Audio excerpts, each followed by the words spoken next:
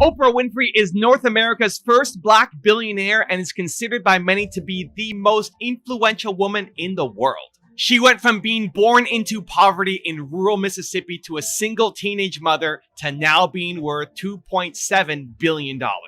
And today, we're going to learn her number one tip that she says if you follow, nobody can touch you.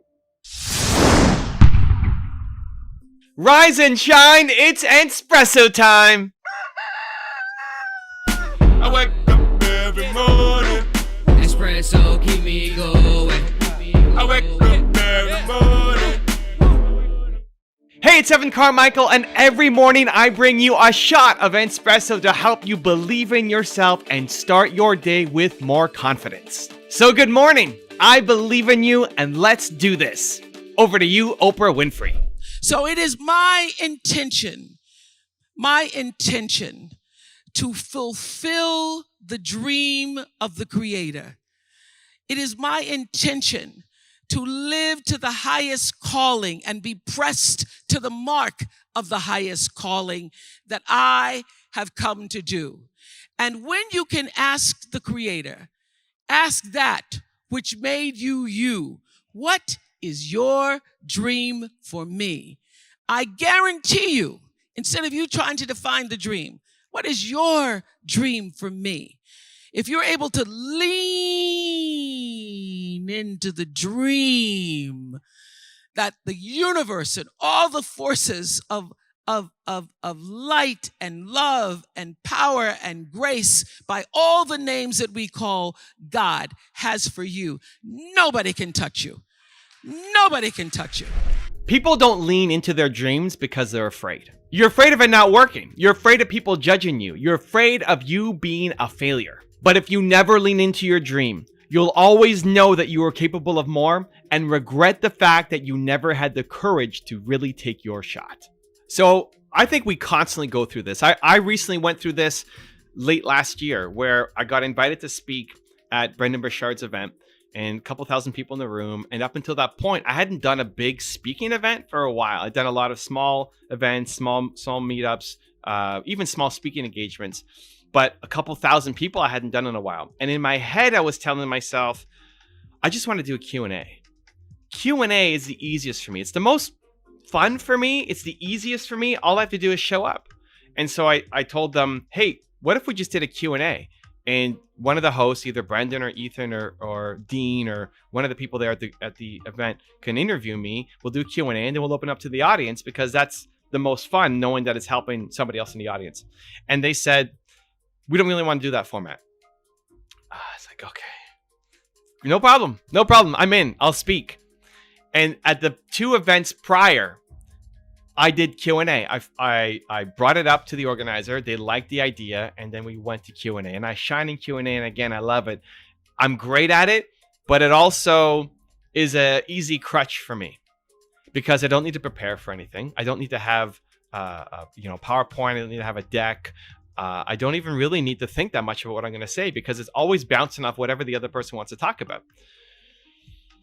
If I didn't show up though, if I didn't go, if I didn't say yes, if I sabotaged it, I would have missed out on such an amazing opportunity, right? From that one event where I spoke on Brendon's stage, a couple thousand people, he then invited me back to come and speak again in Puerto Rico to his big mastermind group. Not big people, more big people pay 30 to 50K to be there. And then he invited me to mastermind with him and Dean and his homies to help him in his business and me in mine as well. If I sabotaged myself and said, no, I only want to do Q&A, I wouldn't have gotten that opportunity. And so even though I was super afraid, I said yes. Even though I tried to push you towards something else that was more comfortable for me, I said yes. And so it's leaning into the dream. The reality for me was I was just afraid. I still am afraid. I had a panic attack before going on stage that day because my biggest fear is letting people down. I don't want to disappoint people. It's harder to disappoint people in a Q&A than it is to get up on stage with no slides and just talk for an hour, right?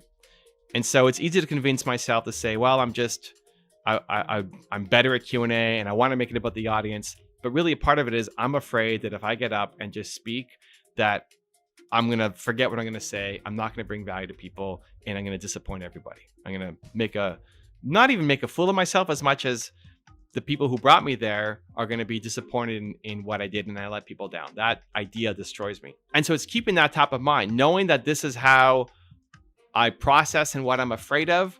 I have to keep that top of mind and keep checking in with myself to say, hey, am I saying no to this because I don't want to do it, because it doesn't serve my purpose, because it doesn't help me serve people, right? I'm built to serve.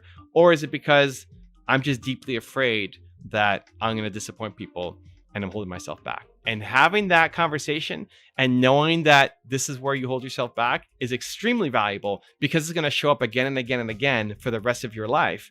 You're just going to be able to tackle bigger and bigger and bigger monsters. So I'm going to give you a 3-step process that I use to overcome my fears and lean more into my dreams. But before that, if you want to have more confidence, I've created a daily email sequence where for 254 days, I'm going to send you a video to help you get more confidence. Check the link in the description below. It's free.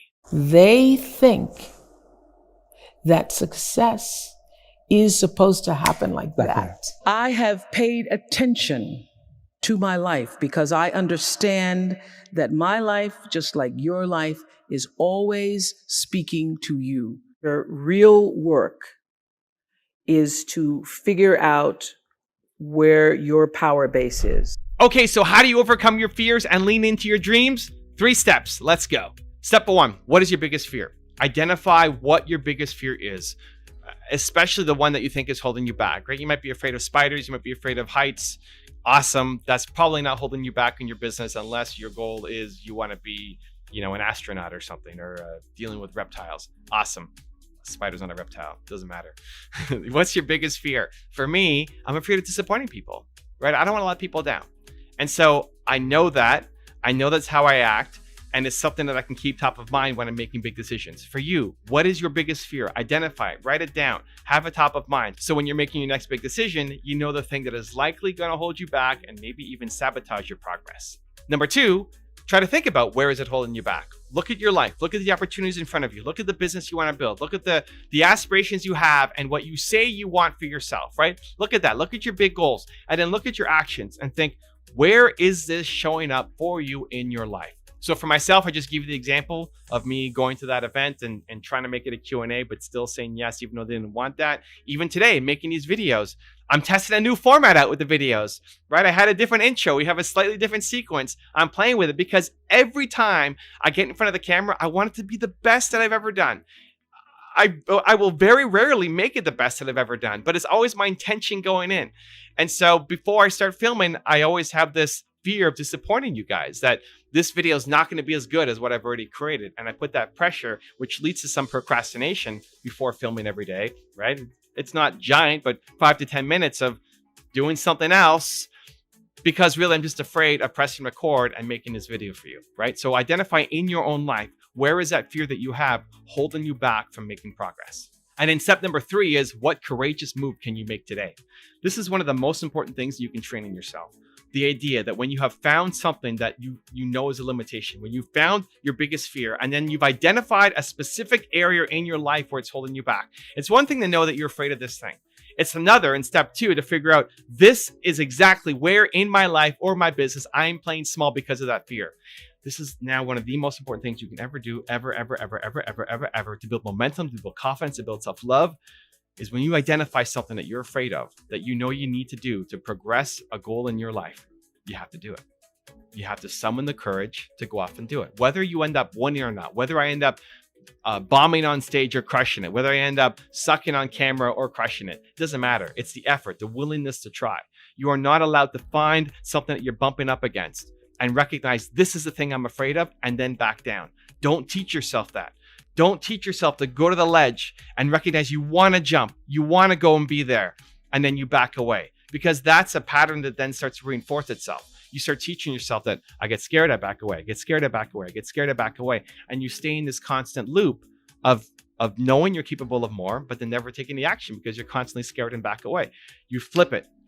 You cut that sequence ASAP, immediately, right now, today. What's the one courageous thing that you can do to start building some momentum in your business on the thing that you are terrified of? Go. Now I've got a really special bonus clip that I think you're going to enjoy. But before that, question of the day, I want to know, what is your one courageous thing? Let me know. Put it down in the comments below. And if you made it this far in the video and you promise, you commit to take action after watching it, we don't just watch a video, we do something afterwards, give me a hashtag believe down in the comments as well. See, grace is available to everybody. It's like sunlight. Sunlight is available to everybody, but only those who open their eyes will see. That's the way it is. But is it not there? Is it there only for me, not for you? There's no such thing. It's available for everybody. It's just that, are you receptive? When we talk about receptivity, see the entire process of yoga, the word yoga itself means this. The word yoga means union. Union means what? Right now in most people's experience, it is me versus universe. This is how people are experiencing life. Otherwise, why continuous anxiety, fear? They think they're fighting for their life all the time. Why? They're fighting the whole universe. Individual and the universal, being in competition with the universe is a stupid thing to do. If you want another awesome video in our Black Excellence series, check out the video right there next to me. I think you'll enjoy it. Continue to believe, and I'll see you there.